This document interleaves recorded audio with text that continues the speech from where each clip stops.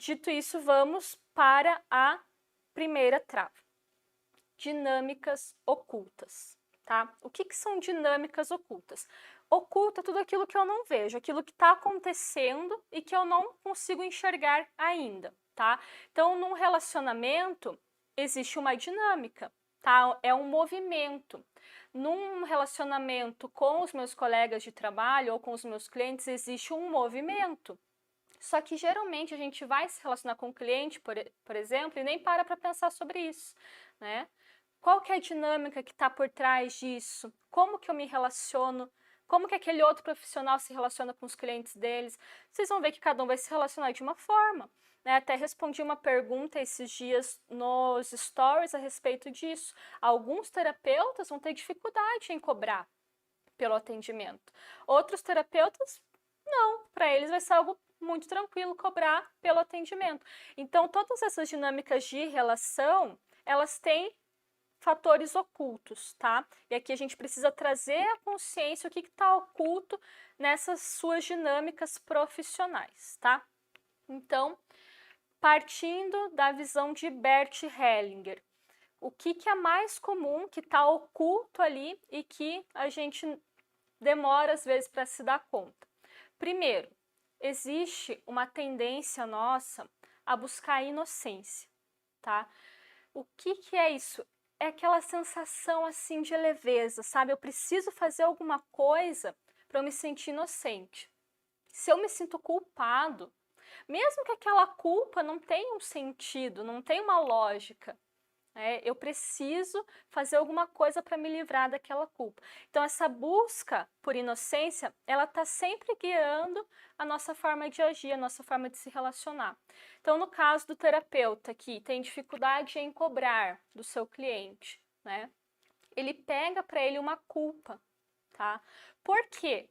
Essa culpa é à toa? É do nada que ele sente, meu cliente não pode pagar, ou tem tantas pessoas, né, que não podem pagar e que precisam do meu trabalho. Por que ele se conecta com aquela culpa? Existe algo dentro dele que, ao ver aquilo no mundo externo, né, ao ver pessoas que não têm dinheiro lá fora, conecta. Tá? Então, por ele estar conectado de alguma forma com aquilo, ele sente culpa se ele não resolve, se ele não ajuda, tá? Se ele não abre mão do dinheiro, tá certo? Aqui, vamos falar das coisas assim mais comuns, tá? Então, você tem que identificar qual que é a sua história, a sua dinâmica, o que está oculto que você não está enxergando, tá? Eu vou falar das coisas que mais aparecem, mas pode ser que a sua seja um pouquinho diferente, tá? Então, deixa eu ver se eu consigo ler o comentário de vocês aqui, só para dar uma boa noite para o pessoal que está chegando. Para quem chegou agora, estamos falando de travas, tá? Eu tô ainda na primeira, tá, pessoal? Qual que é a primeira trava do terapeuta? Deixa eu abrir os comentários aqui. Olha que legal, tem bastante gente, gostei, hein? Patrícia, Deck, Rosemary, Fábio, boa noite, pessoal. Vão mandando as perguntas, tá? Que depois, se der tempo, no final eu respondo vocês, tá? Se não der tempo, aí fica pra live de sábado, tá? Então, não sei se eu falei no início, mas a gente tem 3 aulas ao vivo, tá? A de hoje, a de amanhã também às 9 horas, a de sexta-feira, tá? Que são aulas com conteúdo e no sábado é a live de perguntas e respostas, tá? Então, o que não der tempo de responder hoje, eu respondo no sábado, tá? Então, existe essa busca de inocência, tá? A partir, voltando, né, pro assunto, a partir da visão do Bert Hellinger, o que é essa busca por inocência? Ela está relacionada, na maioria das vezes, ao pertencimento, tá? Então, todos nós temos dentro de nós uma necessidade de pertencer, tá? E qual que é a necessidade minha de pertencimento? De pertencer ao meu sistema familiar, tá? Algumas vezes eu tenho consciência disso, isso é explícito, e muitas outras vezes não. Eu vou agindo, buscando essa inocência, buscando pertencer, fazer as coisas para que eu pertença sem perceber, tá? Por isso que o nome da jornada é terapeuta consciente. Porque tudo isso que está no seu inconsciente, que você não percebe, você precisa enxergar para que você destrave, tá bom? Então, muitas vezes está num nível muito profundo, eu estou fazendo as coisas, eu estou agindo ali, eu estou me auto-sabotando e eu nem faço ideia de que eu estou fazendo isso por uma necessidade de pertencer ao meu sistema, tá? Então vamos dizer uma pessoa que vem de uma família onde todo mundo trabalhou anos na mesma empresa, tá? Ou onde todo mundo é funcionário público. E aí, de repente, essa pessoa quer empreender. Ela quer trabalhar com terapia, uma coisa assim super diferentona, né? Essa pessoa, lá no fundo dela, quando ela estiver fazendo os movimentos de ir em direção a essa profissão, de empreender, vai ter alguma coisinha ali que não vai estar em paz, alguma coisinha cutucando, sabe? Alguma coisinha dizendo para ela, ah, isso aqui tá difícil, tá pesado, é a cordinha que vai puxando ela. E aí, se ela tiver muita energia, muita empolgação, ela vai lá e faz até um certo nível, né? Ela avança até um certo ponto na jornada profissional dela, mas chega um momento que a cordinha puxa, né? E aí ela começa a caminhar muito devagar, ou ela trava de vez e desiste, tá? O que é essa cordinha? É a necessidade dela pertencer. Então, se há muitas gerações no meu sistema as pessoas sempre trabalharam dessa forma, para mim fica muito difícil quebrar com isso, tá? Porque lá no fundo, para manter a minha inocência, eu preciso pertencer, tá? Quer dizer que se eu fizer diferente, eu vou deixar de pertencer? Não. Quer dizer que eu vou me sentir excluído de alguma forma, que eu vou sentir que eu não pertenço. Então, o que eu faço? Eu começo a me sabotar, tá? Porque, assim, olhando de fora, quando eu me saboto, meu Deus, que coisa chata, eu não aguento mais me sabotar, eu não aguento mais ficar travado. Mas lá no fundo a pessoa fica em paz, tá entendendo? Lá no fundo, ai, eu tô inocente, dá um alívio. Ai, deixei, sabe, essa história de querer ser terapeuta, essa história de querer empreender. Agora eu vou trabalhar em uma empresa, assim como os meus pais fizeram, vou fazer um concurso público, assim como os meus pais fizeram. Ela pode demonstrar por fora uma insatisfação, mas lá dentro ela tá aliviada, tá? Então, como que resolve isso? Antes que vocês me perguntem, eu vou falar amanhã. Agora eu vou falar das travas e dos problemas. Amanhã eu vou pegar cada um desses 7 pontos e vou falar como que resolve, ou qual que é o caminho para a solução, tá?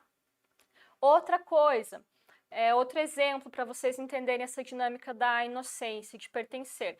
Uma pessoa que vem de um sistema familiar onde tem muita escassez, onde teve lá atrás, né, uma história de escassez financeira, onde as pessoas trabalhavam muito para conseguir lá o salário, o dinheiro para sobreviver, ela vai ter dificuldades em ir muito além do que o sistema dela foi.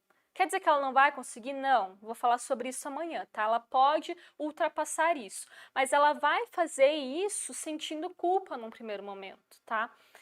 Pode parecer muito louco, mas o que eu já atendi de gente que se sente culpada por prosperar, nossa, é muito frequente isso. A pessoa, ela foi um pouquinho além do que o sistema dela conseguiu chegar, né, financeiramente falando, e ela já sente um peso. Ela já olha para a família dela com peso, se eles não têm o mesmo que ela tem, se não alcançaram os mesmos sonhos que ela alcançou, ela já se sente culpada, tá? Então ali fora na vida dela, ela tá trabalhando, ela tá exercendo a profissão, às vezes ela tá tendo uma liberdade que a mãe não teve, né? Mas lá no fundo, ela não tá em paz. Então ela vai se sabotar para que num nível mais profundo, no nível de alma mesmo, ela esteja em paz, tá? Então, essa é uma dinâmica oculta que pode acontecer, tá? Que, na verdade, lá no fundo eu tô me movendo para me sabotar, para ficar me sentindo inocente e em paz, tá? Outra coisa é uma tendência que nós temos, tá? Agora falando também a partir de Bert Hellinger, de compensar, tá? Então, quando existe, na história da minha criação, por exemplo, um sacrifício muito grande dos meus pais para me criar, ou quando eu vejo injustiças, tá? Coisas que a criança pega para ela, lembra que eu falei lá no início da criança e do adulto? Então, quando a gente pega coisas da infância e grava isso dentro de nós, a gente continua levando esse jeito de funcionar, tá? Essa dor ali no nosso mundo adulto, até que a gente toma consciência e trabalha com aquilo e ressignifica, tá? Mas enquanto eu não olho para isso que aconteceu, eu vou funcionando de uma forma assim, como se eu tivesse cego, tá? Vou dar um exemplo, a escolha da profissão, tá? Por que é importante você entender o motivo que te levou a escolher o seu trabalho? Tem uma tendência a compensar através da profissão, muitas vezes, tá? Então, se uma criança, ela viu na infância dela muita injustiça com alguém da família dela, ou ela se sentiu injustiçada, ela olha para aquilo e ela, naquele momento, não tem como resolver essa injustiça. Ela fica com aquilo guardado, né? Qual que é o pensamento da criança? Ela quer resolver. A criança, naquele ponto, naquele momento em que ela está da vida dela, não tem recurso para resolver aquilo, tá? Aquela injustiça, aquela dor, mas ela fica com aquilo marcado dentro dela. Aí ela cresce, né? E ela decide ser advogada, por exemplo.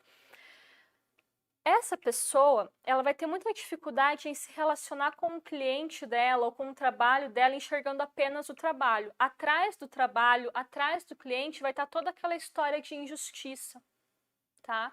Já vou dar um exemplo falando dos terapeutas.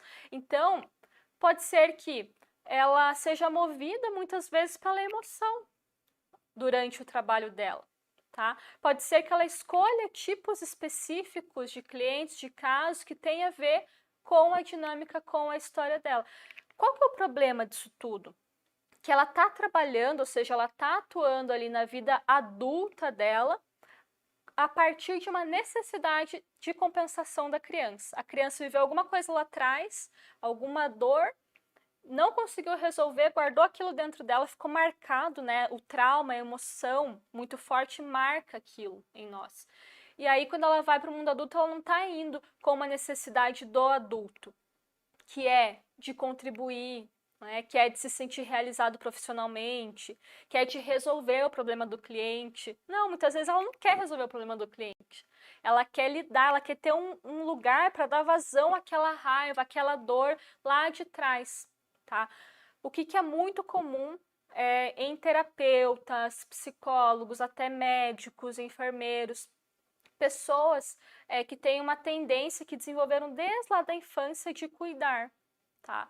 Filhos parentais. O que é um filho parental? É quando acontece alguma dinâmica ali na família, algum problema, e os pais não conseguem ser totalmente adultos e disponíveis para aquela criança. Então, aquela criança ela já nasce sentindo que ela tem que cuidar, que ela tem que dar conta das coisas, que ela tem que resolver tudo, tá? O que acontece?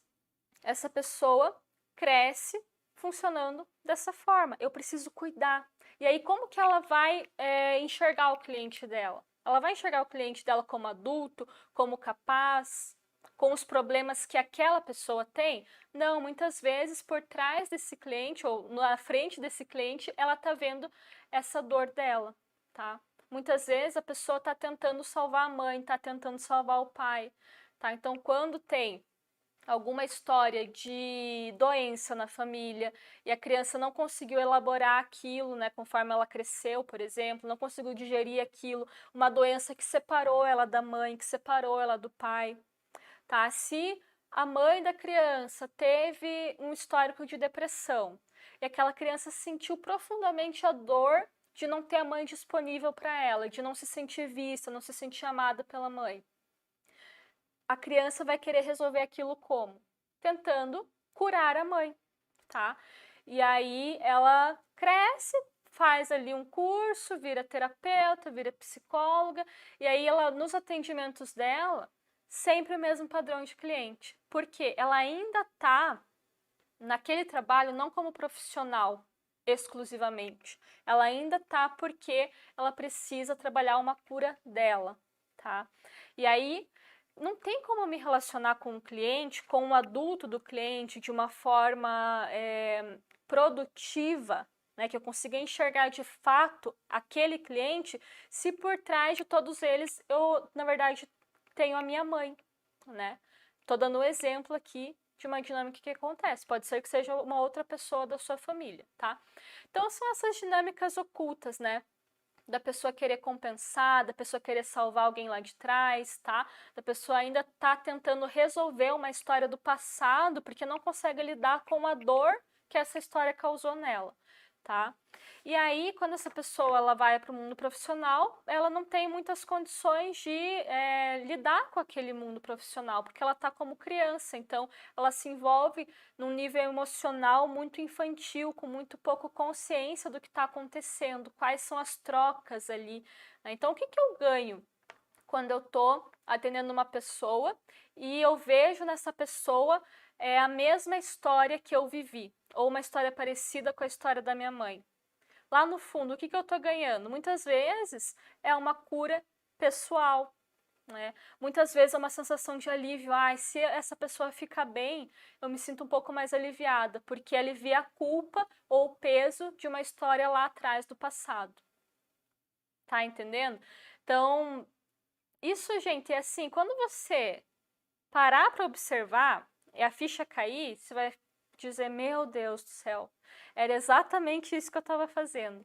E quando ela tem esse tipo de ganho, quando a pessoa está trabalhando, né, buscando esse tipo de ganho, ela não vai receber em dinheiro, porque aquilo não é estritamente profissional, ainda está muito misturado, tá? Tá muito ali nos traumas, na dor dela, na história dela. Por isso que é muito comum a gente acabar atraindo, né, os mesmos tipos de problema, né? Os clientes que vêm com os mesmos tipos de queixa, tá?